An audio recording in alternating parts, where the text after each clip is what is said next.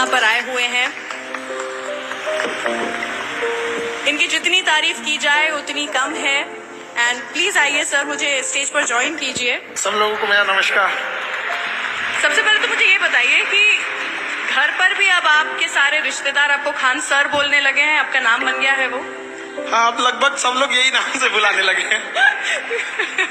मेरे साथ भी ऐसा होता है बहुत सारे लोगों के फोन में, बिकॉज मैं रंगीली रुचि के नाम से रेडियो पर हूँ, तो रुचि नहीं रंगीली लिखा होता है। मेरे साथ में ये एक घटना हो गई, लेकिन आपके साथ में तो एक अच्छी बात हो गई है कि लोग आपको सर बुलाते हैं। कभी कभी हम लोग अपने प्रोफेशनल लाइफ में इस तरह से इन्फ्लुएंस हो जाते हैं, इस तरह से इन्वॉल्व हो जाते हैं कि लोग प्रोफेशनल लाइफ की वजह से ही जानने लगते हैं। बिल्कुल, वही हम लोग के साथ भी वही है। आपसे क्या सवाल पूछूं मैं?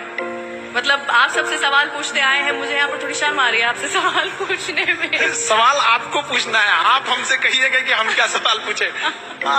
हम लोग तो एक एजुकेशन के सेक्टर से थे जी। और जब हम लोग इसकी शुरुआत किए थे एजुकेशन में, तो हमें नहीं लगा था कि इतना एजुकेशन को हम लोग वर्ल्ड लेवल तक ले जा सकते थे जी। कहीं ना कहीं हमें भी इस चीज का दुख लगता था कि हमारी जो भारत का कल्चर था, हमारी जो संस्कृति थी, हमें विश्व गुरु कहा जाता था। दुनिया से लोग हमारे यहाँ पढ़ने आया करते थे, आज भारत से लोग जा रहे हैं। एक हमारा सपना है, पता नहीं कब ये पूरा होगा, कि बाहर से भी लोग यहाँ पढ़ने आएंगे और हम इस जन्म में इस सपने को पूरा होते देख कर ही जाएंगे। क्या बात है। लेकिन कुछ ना बहुत ही पिक्यूलर चीजें होती है जो कि टीचर्स करते हैं, जो एक क्लासरूम में होती है। जैसे कि आज की तारीख में अलाउड नहीं है, लेकिन हमारे जमाने में तो चौक सीधा आगे से फेंक करके जहां पर हम बैठे हैं वहां पर निशानेबाजी लगाई जाती थी, या फिर get out of the class हो जाता था, या फिर नील डाउन होता था, या फिर मुर्गा बनाया जाता था, या फिर हैंड्स अप कर दिया जाता था। तो आप ये सब मिस करते हैं क्या व्हाइल यू टेक क्लास? नहीं, ये तब होती है जब क्लास बोरिंग हो जाती है तब। हाँ। तो हम लोग की पूरी कोशिश रहती है कि क्लास में कभी बोरिंग फील ना हो। तो हम अपने टीचर्स के ग्रुप में भी एक बात ये बोलते हैं कि फिजिक्स का सबसे उटपटांग चीज होता है क्वांटम फिजिक्स। हम कहते हैं कि जो कभी पढ़ाई नहीं किया है, एक मजदूर भी अगर थक के आ रहा है, उसको भी आप इतने बेहतरीन ढंग से पढ़ाएं कि वो भी बोर ना हो, उसको भी समझ में आ जाए। तो इसके लिए आपको मेहनत करना पड़ेगा। और हम टीचर्स को भी यही कहते हैं कि जिस तरह से एक फिल्म डायरेक्टर मेहनत करता है 2 घंटे की फिल्म के लिए 2 साल, आप भी 1 घंटे की क्लास के लिए 5 घंटे मेहनत कीजिए, कोई लड़का नहीं सोएगा। और हम तो लड़कों को भी यही कहते हैं कि हम पढ़ाते हैं, तुम्हारे में दम है तो भूल के दिखाओ। वाह, क्या बात है। तो मैं आपसे जानना चाहूंगी कि YouTube, जिसके जरिए आप actually millions and millions of students तक पहुंच पा रहे हैं, YouTube एक शिक्षा का माध्यम इन इंडिया, ये जो एक टॉपिक है, इसको अगर आप थोड़ा सा इलैबोरेट कर पाएंगे, so that people also know, जो कि आज तक शायद आपकी क्लासरूम का हिस्सा नहीं बन पाए, उन्हें पता चले कि क्या किस लेवल का इम्पैक्ट है जो कि आपने भारत में जो विद्यार्थी हैं उनके ऊपर बनाया है। YouTube एक शिक्षा का माध्यम। देखिए, पहले एजुकेशन, अभी क्या हो गया, एजुकेशन एडटेक हो चुका है। Edtech in the sense education के साथ साथ आपको टेक्नोलॉजी को भी लाना पड़ेगा। अभी शुरुआत में हम लोग भी इसको एडॉप्ट नहीं कर पाए थे। 2019 के टाइम पे जब हमें कहा गया कि अब थोड़ा सा ऑनलाइन बताया जाए, तो चूंकि हमारे पास पटना में हम एक सेंट्रिक थे, वहां पे सबसे बड़ा क्लासरूम था, तो हमें लगता था कि लड़कों को हम यही पढ़ा रहे हैं। लेकिन उस समय जिन लड़कों को जगह नहीं मिलती थी तो कुछ खड़े रहते थे, जिन्हें नहीं मिल पाती थी वो घर लौटते थे। बाद में जब कोरोना आया तो मजबूरी में हमको आना पड़ा यहाँ पर, और कोई रास्ता ही नहीं बचा वहां पे। तो हम तो जैसे पहले पढ़ाते थे वैसे अभी भी पढ़ाते हैं, लेकिन पहले क्या था, एक क्लासरूम तक लिमिटेड थे, और अभी क्या है, यूट्यूब के माध्यम से हर जगह कोई भी देख सकता है। तो इससे कई फायदे भी हुए और कई नुकसान, मतलब फायदे ज्यादा हैं। अब जो पढ़ने वाला है वो डिस्ट्रैक्शन से कैसे बचता है, इससे ज्यादा फायदा स्टूडेंट्स को है। पहले क्या था, छोटे से क्लासरूम में टीचर्स उतना सिंसियर भी नहीं रहते थे। अरे 100 लड़के बैठे हैं, क्या दिक्कत है, अभी पूरी दुनिया देख रही है। और यही नहीं, जिंदगी भर वही रहेगा यहाँ पे। अगर कुछ भी अगर गड़बड़ निकला तो फिर तो पूरी व्यवस्था कर देगा। तो पहले के तुलना में पढ़ाई अब टीचर्स के लिए भी और मेहनत है, क्योंकि पहले तैयार करके आना है, पहले बोर्ड में ऐसे बना देते थे, अभी क्या है, स्क्रीन लगी रहती है, तो उस स्क्रीन पर क्या पीपीटी चलेगा, किस तरह के इमेजेस रहेंगे, वो पहले से लोड करने रहते हैं। तो ये लड़कों के लिए तो और बेनिफिशियल है। और यूट्यूब की एक खराबी है एजुकेशन के खास तक, यहाँ की सर्वाइवल ऑफ द बेस्ट होगा यहाँ पे, क्योंकि यहाँ ऑप्शन सबके पास है, कोई भी देख सकता है, कंपेयर कर सकता है किसी और से।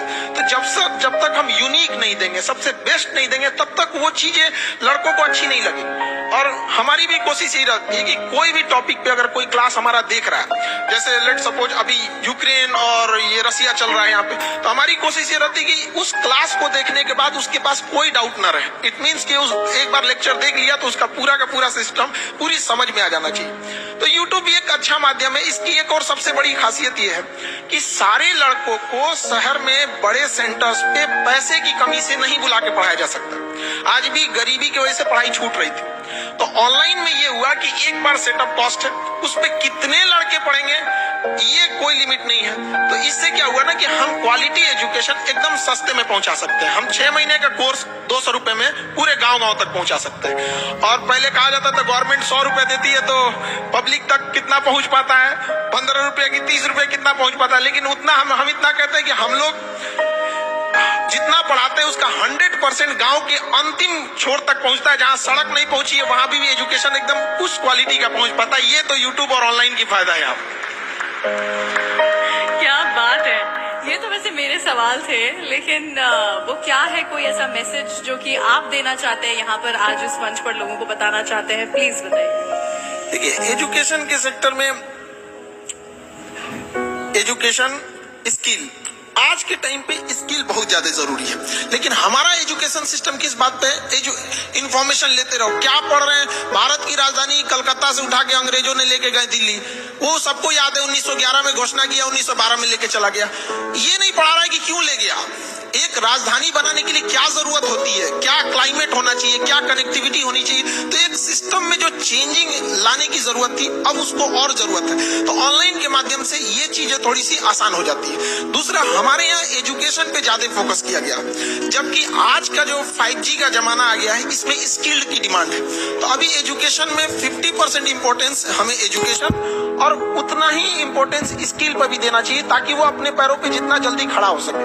हमें एम्प्लॉय जो करंट एजुकेशन सिस्टम है उसके हिसाब से देखेंगे तो हमें ज्यादा अच्छे एम्प्लॉय मिल पाएंगे, बट एक ब्रॉड लेवल पे थिंकिंग वाली डेवलपमेंट करने की अभी भी जरूरत है। एजुकेशन में अब जैसे आजादी के इतने साल हो गए, लेकिन आज भी हम लोग स्ट्रगल कर रहे हैं कि क्यों नहीं हम डेवलप हो पा रहे हैं। तो इसमें अगर देखेंगे तो एक बहुत बड़ा मिसिंग चीज हम लोग छोड़ते हैं, विमेन्स को।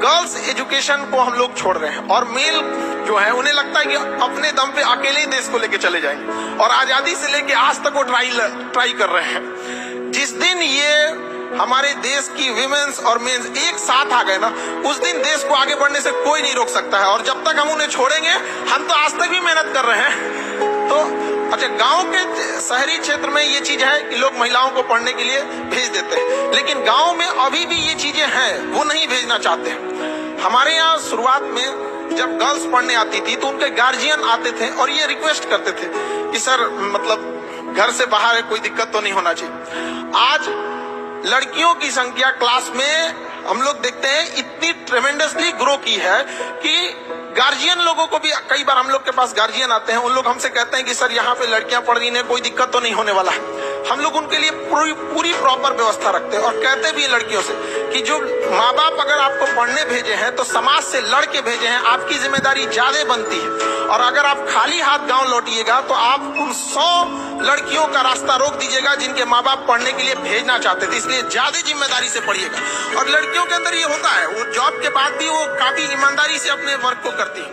हम जब छोटे से पटना से हम स्टार्ट किए थे, धीरे धीरे जब ग्लोबली हो गया तो हमें अब इंडिया के बाहर भी अपने सेंटर्स डालना है बहुत जल्दी इस चीज को, क्योंकि मेरा सपना है विश्व गुरु भारत को एक जगह जहां ले जाना था।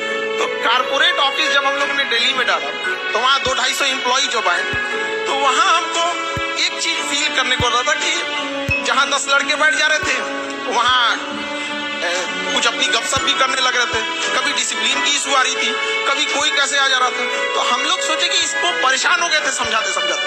आप बिलीव नहीं कीजिए, बिना मेहनत वो सॉल्व हो गया एक दिन के अंदर। हम लोग ने 15 के बीच में ना एक गर्ल्स को रख दिया। अब उसके बाद से कोई मेहनत नहीं करना, पूरी डिसिप्लिन है हर 10-15 के बीच में। तो ये तो पावर होता है उनके अंदर, तो उनको अपनी पावर पहचानने की जरूरत होती है। कई बार ना वो इतनी फ्रस्ट्रेट कर दिया जाता है उनको ना कि वो जिस लड़ाई को लड़ना चाहते हैं वो उससे भटक जाते हैं, क्योंकि उनको ना उनका अपनी शक्ति, उनके अंदर पावर है। जिस तरह से जामुन की जरूरत थी हनुमान जी को उनकी शक्ति बताने के लिए, उस तरह से महिलाओं को भी अपनी शक्ति पहचानने की जरूरत है। और